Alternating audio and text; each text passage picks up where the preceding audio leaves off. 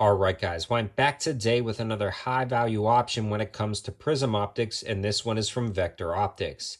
It's got a very good eye box and eye relief, ultra-bright illumination, incredibly clear glass, and it comes in at an affordable price point, so let's talk about it. This is the Paragon 1x16 Micro Prism Optic. Even though it's not the smallest I've ever seen, it is a pretty small footprint. You can see the actual reticle itself, and we'll talk a little bit more about that in a second, and the price of this guy is $199. I do have a code though specifically created for this optic for 15% off, and then I've got the other code that I normally use, 704 Tactical, for 10% off optics.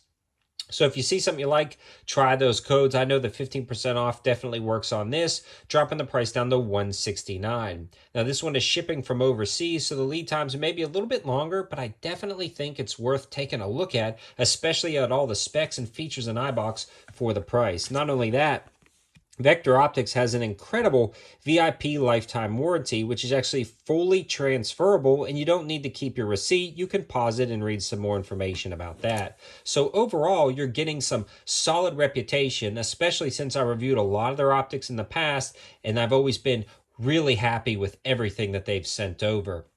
They sent this over a little while ago when I was trying to find a spot for this particular optic. I've tried prism optics in the past, like some of the primary arms ones with the auto-on ACSS reticle, and those are like the pinnacle in my opinion, but they run closer to about $300. I've also reviewed some Monstrum Tactical, higher end, but kind of on the lower price ones, going in at around $90. So this one falls right in between, and I feel like it is that perfect fit for right around the $170 price point.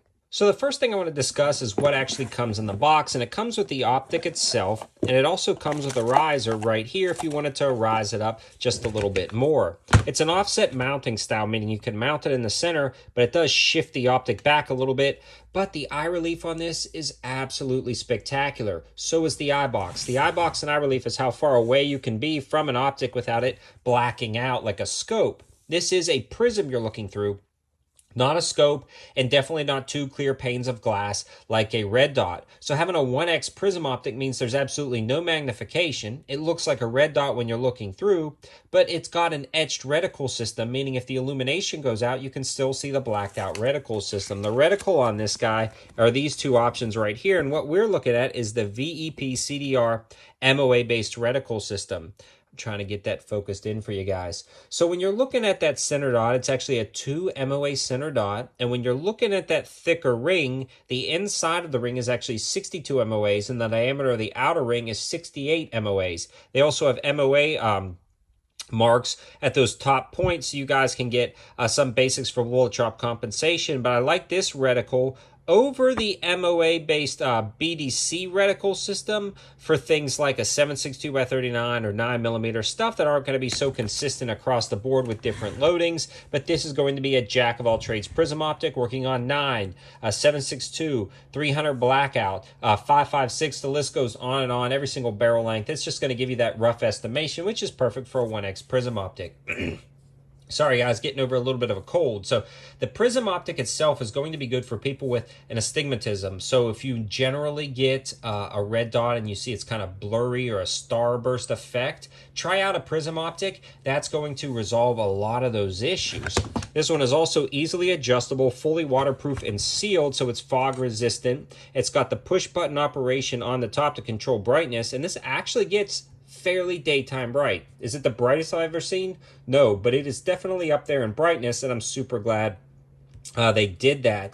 It also has an adjustable diopter. I've got it specifically set up for my particular eye, and then the kind of the ranges I'm using, so it truly looks like a 1x prism optic. You don't get like a distortion effect of looking through a lens system like you do some 1-to-6 scopes, 1-to-4 scopes. This is doing a pretty amazing job when it comes to that.